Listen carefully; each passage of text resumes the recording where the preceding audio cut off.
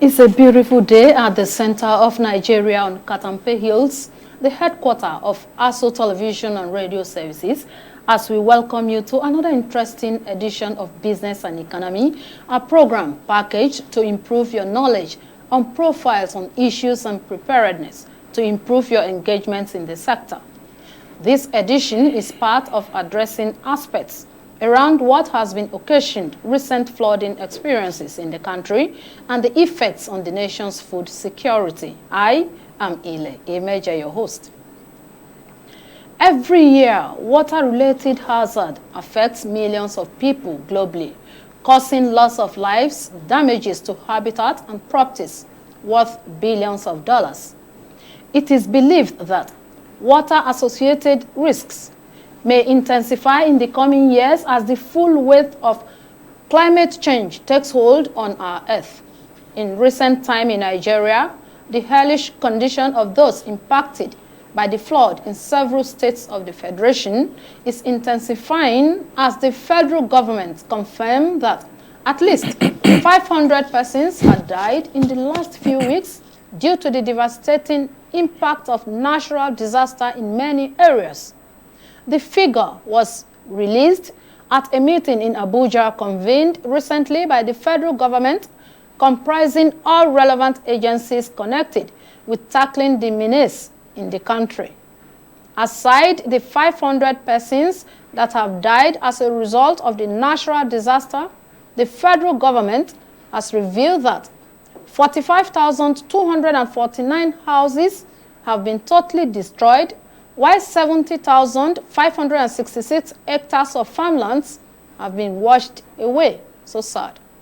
Apart from the catastrophic flooding for states located along the courses of rivers Niger and Benue, at least 3 of Nigeria's overfilled reservoirs have overflowed, causing havoc in its wake.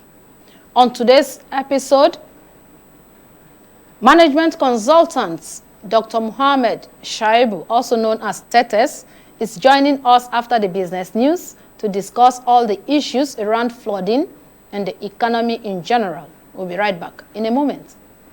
Minister of Finance, Budget and National Planning, Mrs. Zainab Ahmed, says inclusion of diaspora support scheme would help to boost employment generation and wealth creation drive of the federal government. Speaking in Abuja during the ministerial presentation of Budget 2023, the minister explained that this is in line with economic policies of this administration to enhance growth. She noted that the federal government is looking at more reforms to stimulate the ease of doing business across the nation. According to her, this is expected to be beneficial to micro, small and medium enterprises, MSMEs, especially those in the financial technology, fintech and the entertainment sector. She further pledged commitment of the President Muhammadu Buhari-led administration for a sustainable growth and development of the country.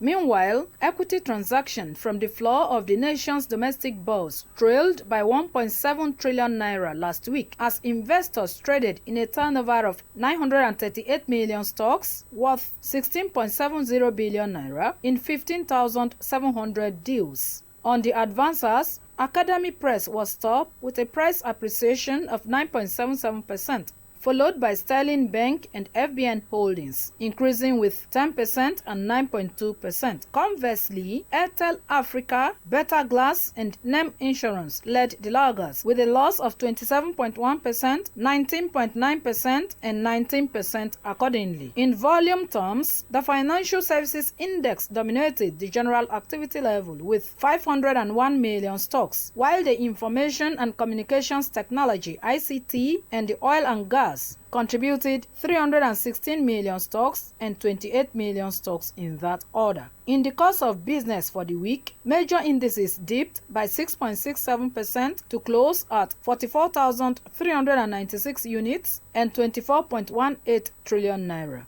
And on the exchange rate, the naira sells on the parallel market for 755 naira to the dollar, 740 naira to the pound sterling, and 710 naira to the euro.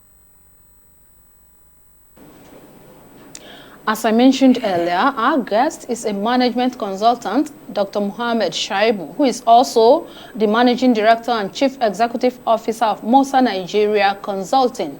And he's here in the studio to analyze the topic. Doctor, you are welcome to the program. Thank you so much. It's my pleasure to be with you this morning. It seems to me that the winter season is trying to set in. Do you prefer the winter season or the other way around? Well, I prefer the winter, but there's nothing we can do. It's natural. All right. Anyone that comes, we can live with it. Yeah, that's true. Okay, let's start with the first question that says, flooding is becoming a recurrent decimal in some countries of the world. What do you think are the causes across the globe?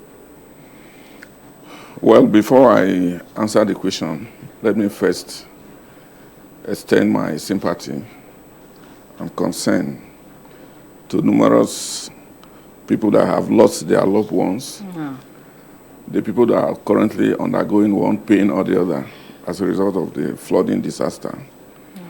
I wish the souls of the departed rest in peace.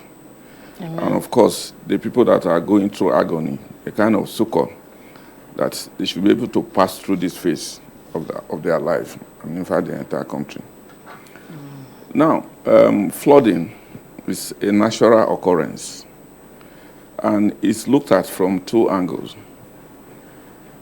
It can be an event.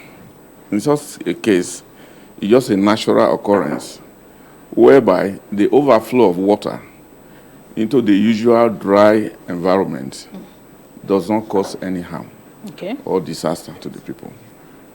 But in the other way around, if the overflow of water into the dry land is so much that we don't have the infrastructure to drain or collect the water, and it goes on to cause havoc or damage to human life, financial investment, property, dislocation in various forms, it becomes a disaster.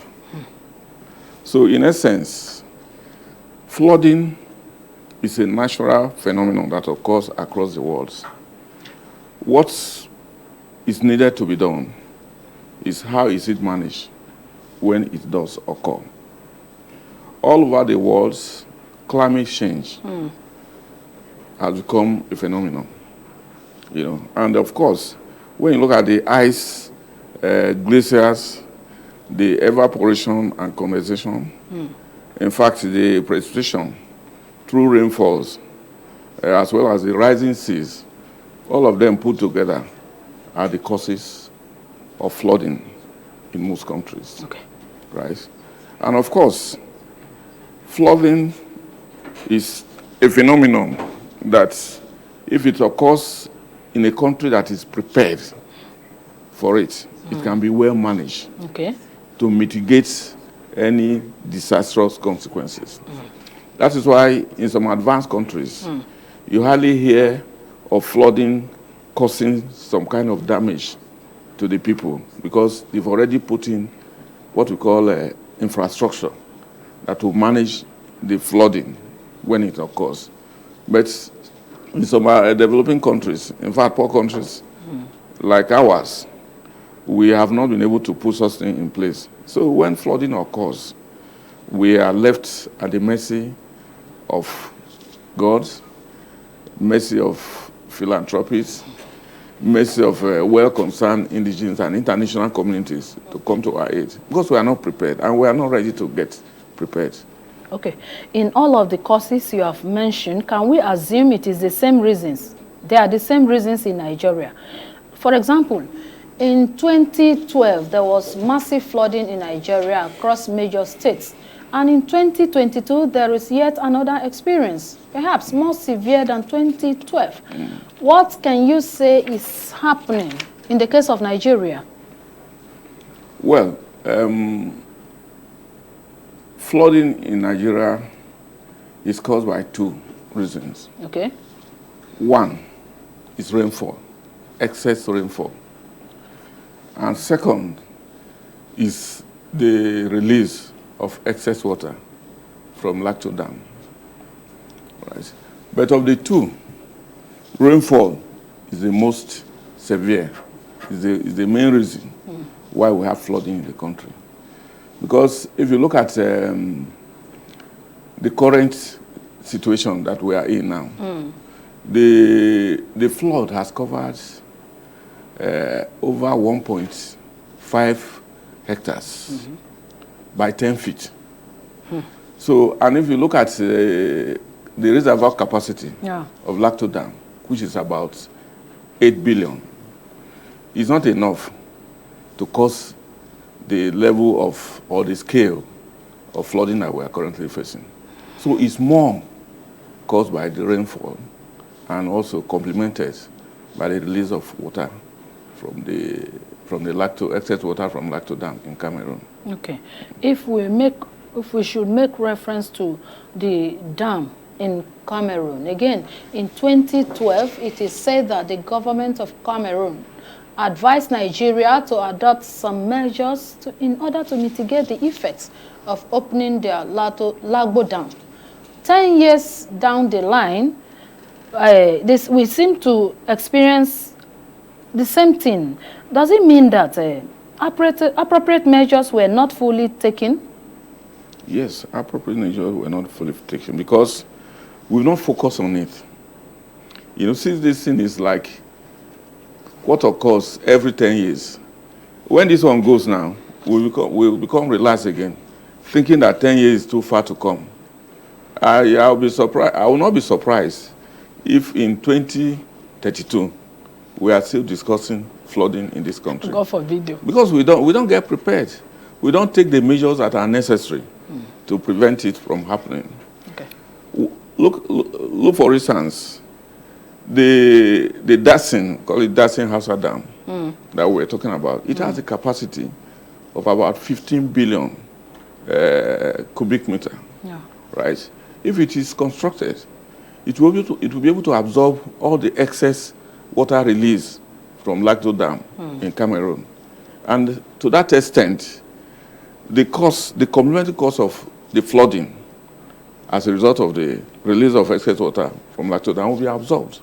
Because it's about 15 billion metric meter as against less than 8 billion metric meter of a Lacto Dam in Cameroon. So that is already taken care of. It will also take care of other tributaries around Dasin Dam from the south. I mean, yeah, from the north. Yeah. Right. Yeah, from the north. From the north.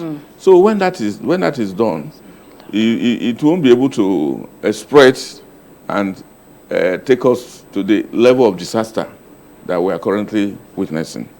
And moreover, you know, this flooding of a thing, if you look at the River Benue, for instance, to the south of the Dasin Dam, you know, it will also be there, right? Flooding will necessarily occur.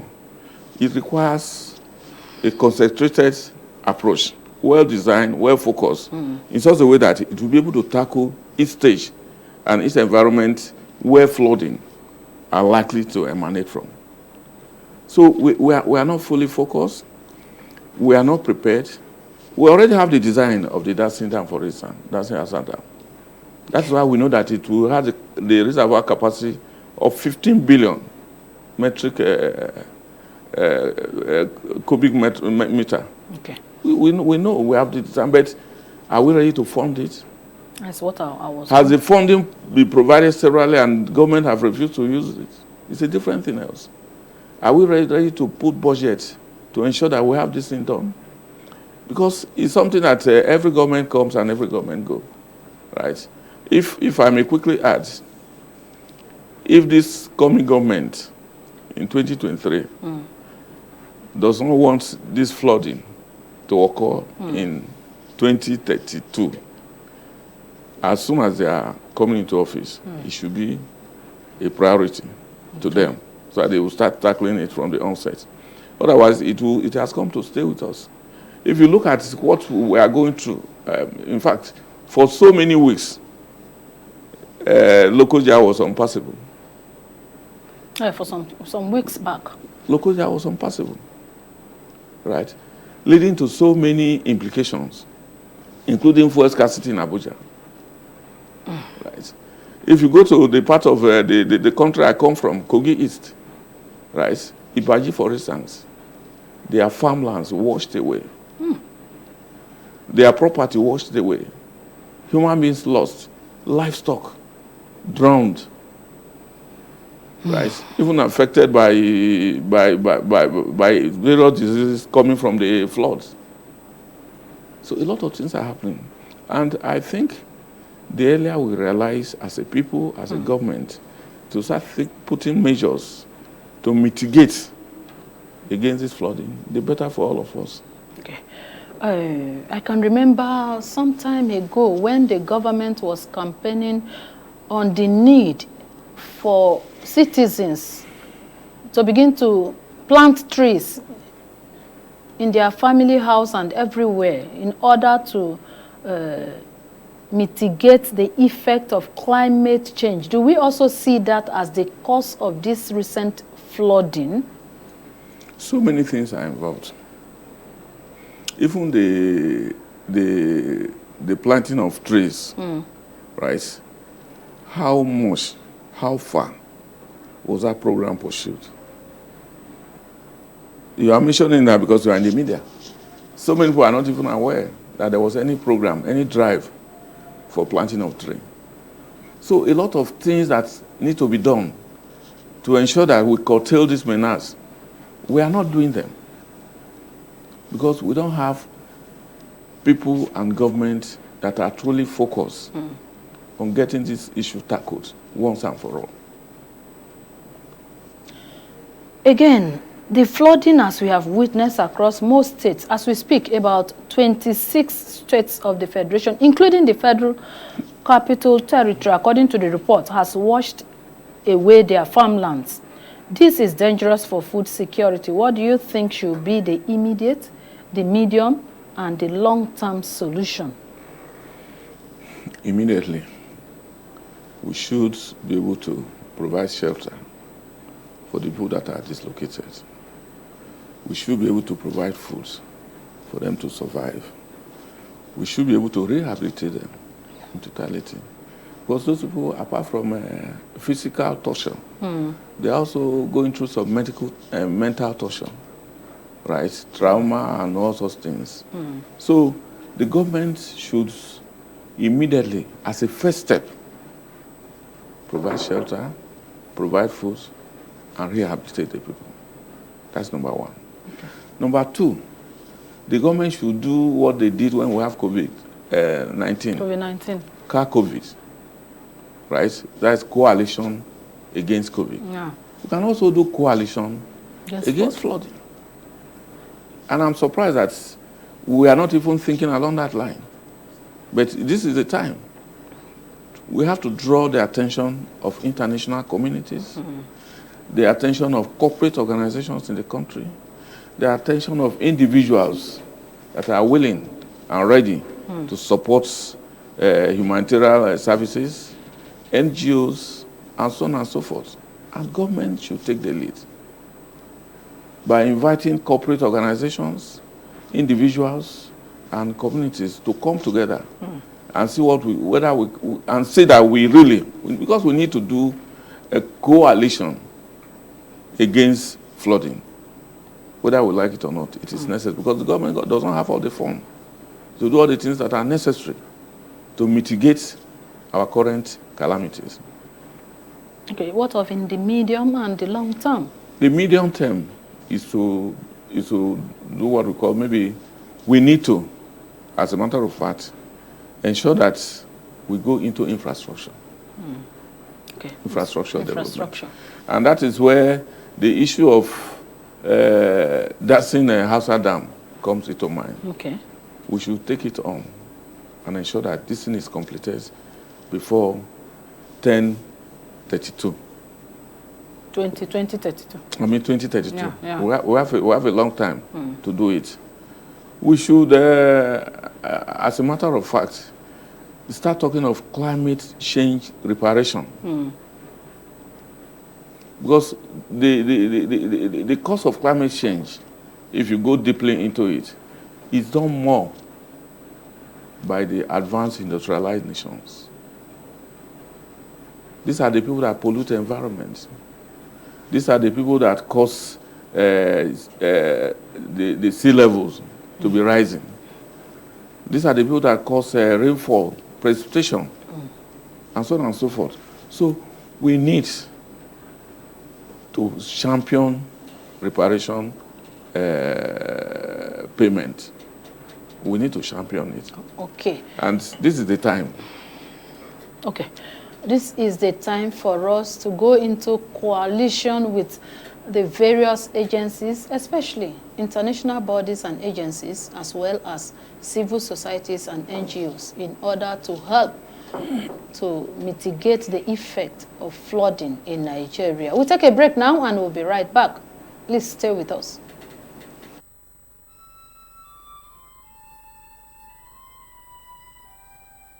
We are a nation blessed with people of diverse cultures, religions, languages, and opinions. It is ironic that we are now being ripped apart by our greatest strength, our diversity. We have allowed intolerance, insensitivity, bigotry, and nepotism to blind our vision of the greatness we can achieve working together as one. We may not have the same culture, nor religion, nor language, but we all belong to the same nation by the divine will of God. We did not choose to be Nigerians. Nigeria chose us. This nation is our divine heritage, and if we open our eyes, we would realize that what divides us pales in comparison to what unites us. And by the comparison and conciliation of our differences, we will grow until our differences disappear. Our unity cannot be willed by mere declarations, nor do we get unity by ignoring the questions that beg for answers. We must celebrate our diversity and debate our differences without fracturing our unity. Our strength is not in our numbers, but in our unity, because even the weak become strong when united. Nigeria unite. This message is brought to you by Abuja Broadcasting Corporation, owners and operators of ASO Radio 93.5 FM Abuja, ASO Television Star Times Channel 127, Free TV Channel 507, and UHF Channel 38.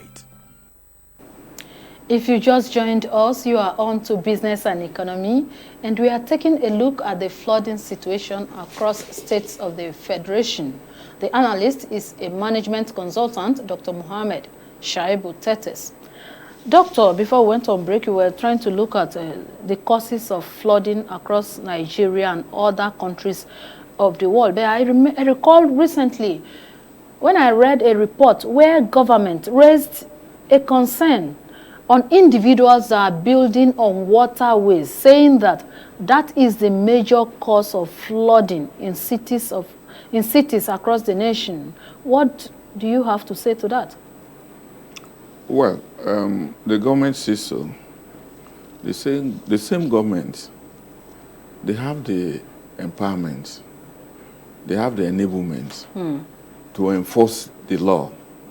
The same government, they give approvals. Are you sure? For such building to take place. And where approvals are not given, the buildings can be demolished, if so detected. So in as much as I call on the citizenry to ensure that they do not abuse the master plan. Yeah. Because this is an abuse of the master plan. Yeah. And they must not do it. The government should also take steps to enforce the policy regarding building. Okay. You have no cause to build. Why should you go and build on waterways? Right? On drainage parts.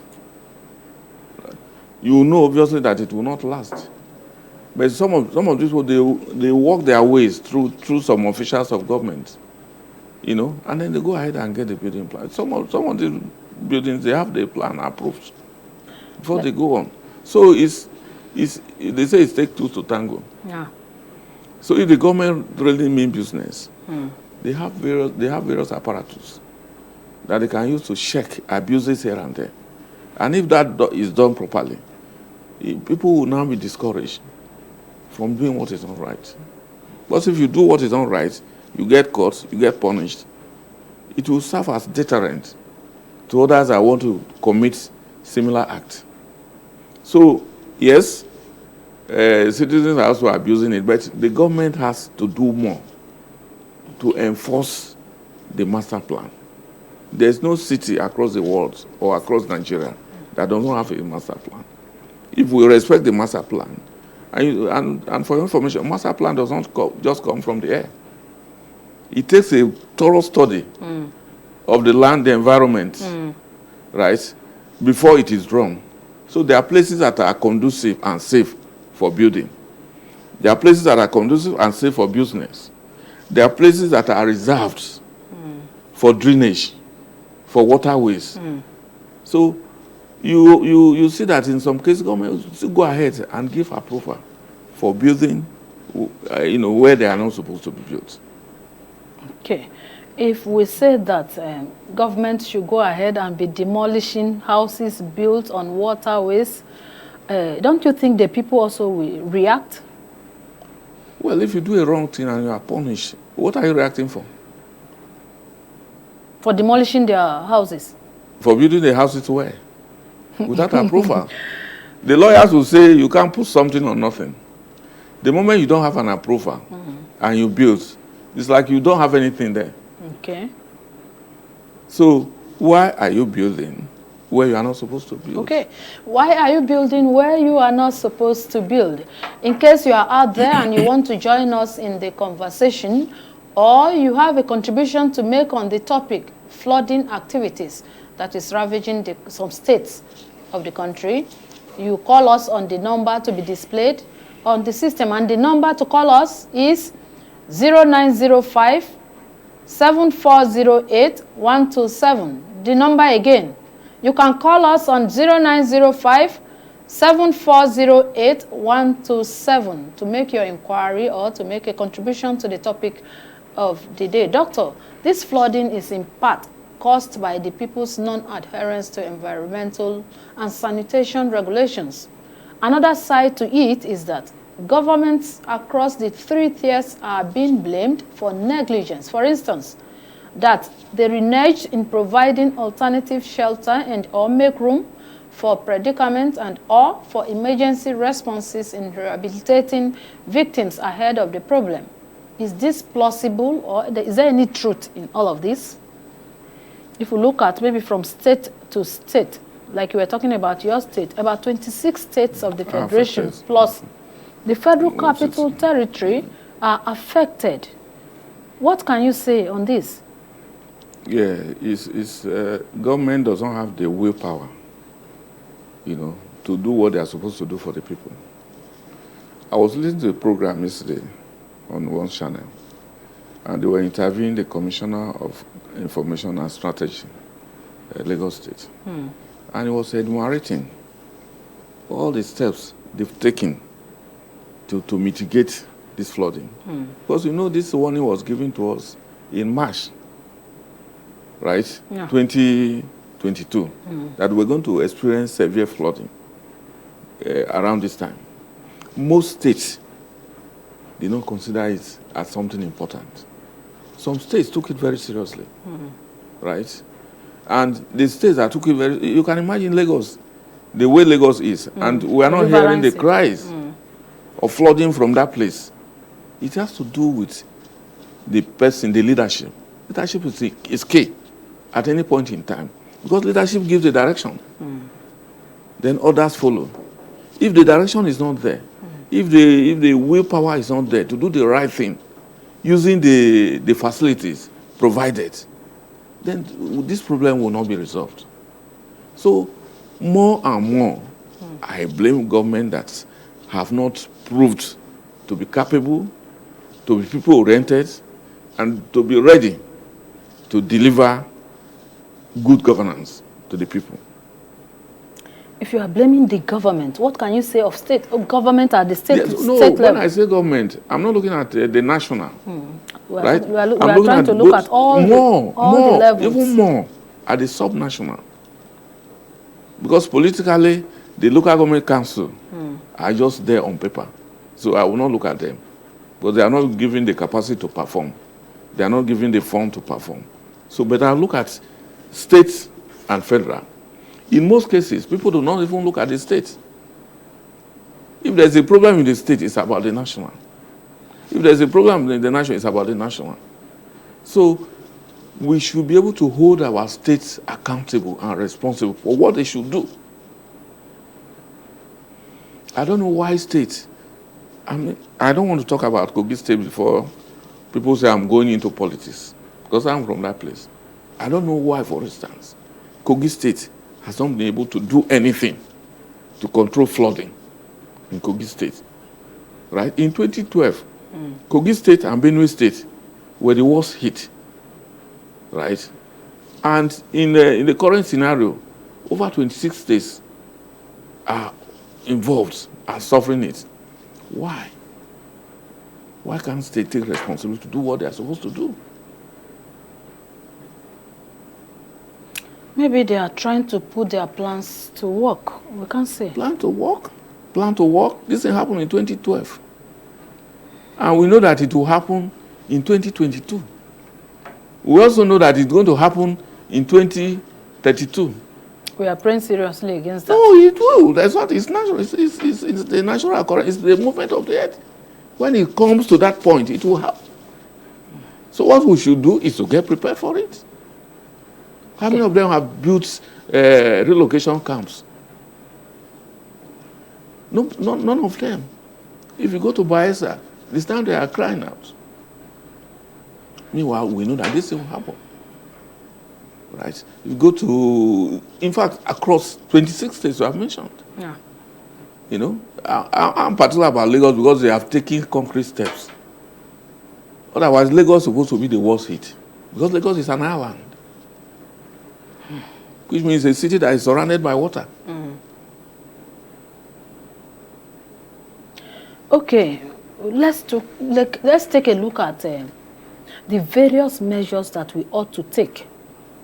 At this point in time, where do you think we are and where should we be? What should we do on this particular issue of flooding? Well, basically, we have to design, right? We have to design our cities. We have to plan our cities. We have to ensure that we enforce the master plans, right? Because we may not have the capital required to do what China did, you know, when it happened in Benjil in 2012, right? They went into what we call sponge cities. And what was it about? It was about, you know, putting facilities in place to be able to get rid of excess water. Okay. And channel it to a particular location. Right? And enforcing that whatever measures were put in place were truly followed. No abuse. Right? Even you heard of a hurricane in US 2012 again. They put down over $1 billion US dollars to ensure that they put infrastructure in place resilient enough you know, to mitigate against flooding when it occurs. We may not have that much of money, right? But we can do something differently with commitment and focus. What can we do differently, right? We can we'll make sure that whatever rule we put in place are followed. We make sure that we react at the right time. It's not when we're already overburdened that we start running here and there to look for solution. No, you know, flooding is not a daily occurrence. No. That is the painful aspect of it. It's not even a yearly occurrence. It's something that happens at interval of 10 years. In a decade. So why can't we be prepared for it? We have a specialist in various ministries. NIMET is there. Nigeria Meteorological Agency is there. Yeah, NIMET. And other institutions are there. You know, they can decide, they can go into study to see how, it's not a rocket science, it's not difficult. But what we don't have is a political will and the commitment of everybody along the line to ensure that the right thing is done. Okay, if you look at the basic needs of man, food is one of the priority. And with respect to food security issues, do we hope that Nigeria can overcome the challenges posed by the flooding in the near future? It's terrible. You know, currently, we are suffering the worst food crisis in West Africa in 10 years. And if you look at the aftermath of the current Ukraine-Russia war, the prices of maize and wheat, for instance, they've gone up by about 35%. Right? And of course, if you also look at the products that come out of wheat and maize, their prices will naturally go up because price of goods are directly linked to production, right? Of course, if you look at Nigeria and the insecurity we are passing through, farmers do not have the courage to farm as much as they were farming, if they can at all. So you cannot farm, they cannot harvest. So that is compounding the situation. And if you just position this against the consequences of current flooding, where 75% to 100% of crops are affected, you see that a whole harvest cycle is devastated. So if you put all this together, I'm not being alarmist. I'm saying it as it is. If you put all this together, and I tell you that we are going into severe famine in the years ahead, I'm being truthful and honest. Okay. So definitely there's going to be food crisis. There's no doubt about that. Some Nigerians have expressed concern, saying that other states of the Federation that are not affected, that they can take advantage of the flooding situation to go into more productivity of food items. How would you react to that? How many states are not affected? We have 36 states. So only 10 states are not affected. Because these are affected 26 states. And the states that are affected mostly are the farming states. Benue, for instance, is the food basket of the country. Kogi, for instance, produces enough food, rice, all sorts of food. Right? All the states in the north, these are the food producing states.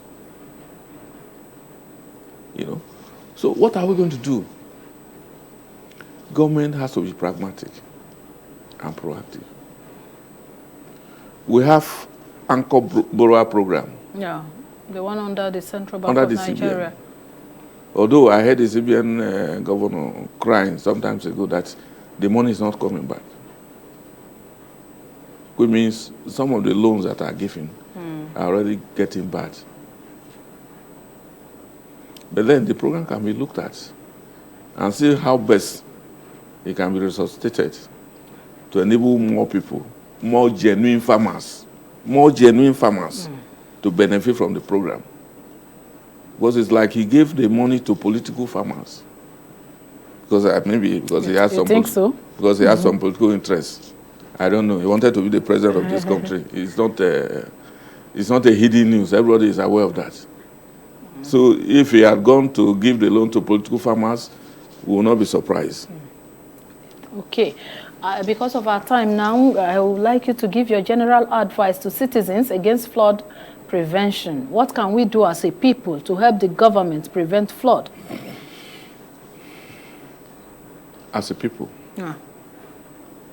let us work with the government to respect whatever law is made, to ensure good drainage system works, to ensure we don't abuse the master plan, to ensure we do the little we can to help our next door neighbor or brother who is in pain during this period of time. Right? Yeah. The bulk of the work and commitment is on the government. The government should set the pace rolling. They should be involved genuinely, right, and focused genuinely and disciplined in a way that they can galvanize and direct, the citizenry on the right path to follow, so we can overcome this. It is my prayer, Ile, that if we are alive in 2032, we must not discuss flooding the way we are discussing it by the grace today. of God. Thank you. We must ensure that we do all we can to assist the federal government achieve their reforms on prevention of flooding. And with that advice, we have come to the end of today's episode of Business and Economy. The guest we have been speaking with is a management consultant, Dr. Mohammed Shaibu, also known as Tetes. Dr. Shaibu is also the chairman and chief executive officer of Mosa Investment Limited in Abuja here, and a political chieftain in Nigeria. Doctor, it's great having you on this episode of the program. I'm happy. It's always a pleasure to be with you. All right. And to you, our esteemed viewers and listeners out there, let us do our best to avoid and prevent flooding so we can avert the resultant effects both on the general economy and the individual lives. If we do, it is hoped we have a better society. Do stay with us for more interesting programs on ASO television and radio services.